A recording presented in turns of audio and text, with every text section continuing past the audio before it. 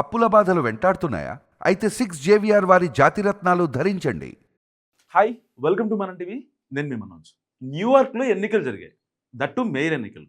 దాన్ని ప్రపంచ మీడియా కావచ్చు, ప్రపంచ దేశాలు కావచ్చు, పర్టికులర్గా ఇండియా చాలా గట్టిగా మాట్లాడుకుంటుంది. సో ఇండియా ఒక స్టెప్ ఎక్కినట్టుగా మాట్లాడుకుంటున్నారు చాలామంది అనలిస్టులు, సీనియర్ జర్నలిస్టులు. అసలు న్యూయార్క్ మేయర్ ఎన్నికల గురించి ఎందుకు ఇంతమంది ఇంత ఇదిగా మాట్లాడుకున్నారు, భారతీయులు గర్వంగా మాట్లాడుతున్నారు. సో డిస్కస్ చేసుకుందాం. రీసెంట్గా న్యూయార్క్లో మేయర్ ఎన్నికలు జరిగాయి. సో ఇతను ఉన్నాడు కదా, ఈ వ్యక్తి ఎవరైతే ఉన్నారో ఇతను మామ్దాని, ఇతని పేరు. యాక్చువల్గా ఏదైతే న్యూయార్క్ మేయర్ ఎన్నికల క్యాంపెయినింగ్ అప్పుడు మన ట్రంప్ ఏం చేసిండు, ఈయన్ని ఎట్లయినా సరే బ్లేమ్ చేయాలని చెప్పి, ఈయన ఒక కమ్యూనిస్టు, ఈయన భారతీయ మూలాలు ఉన్న వ్యక్తి అని చెప్పి ఎలాగో తొక్కేయాలని ప్రయత్నం చేశాడు. సరే ఓకే, ఈ స్ట్రాటజీ ఓకే. ఎవరైనా ఎన్నికల్లో వాళ్ళు గెలవాలి, వాళ్ళు అనుకున్న వాళ్ళు గెలవాలని చెప్పి మాట్లాడుకుంటూ ఉంటారు.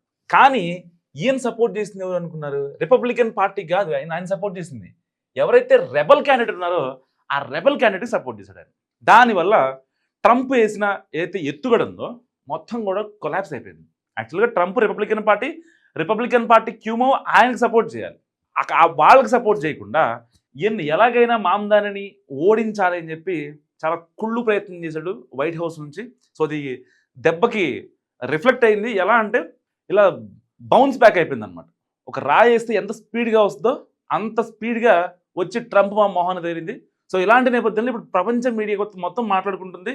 అక్కడ ఏదైతే న్యూయార్క్ మేయర్ ఎన్నికల్లో భారతీయ సంతతి వ్యక్తి ఇలాంటి కమ్యూనిస్ట్ భావాలు ఉంటే తప్పేం లేదు.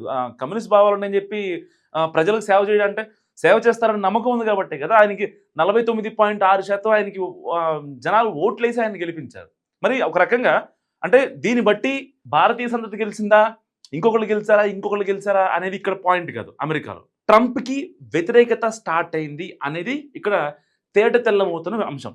ఎందుకంటే ఇప్పుడు వైట్ హౌస్లో ట్రంప్ కూర్చొని ఏడుపు ఒక్కటే తక్కువ, నిజంగా ఏడుపు ఒక్కటే తక్కువ. మొహం ఎక్కడ పెట్టుకోవాలో కూడా చూపించిన పరిస్థితి.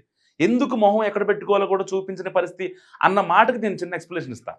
ఫర్ ఎగ్జాంపుల్, ఇప్పుడు మన ఇండియాలో కొన్ని చోట్ల బై ఎలక్షన్స్ జరుగుతూ ఉంటాయి. సపోజ్ మేయర్ ఎలక్షన్స్ అనుకోండి.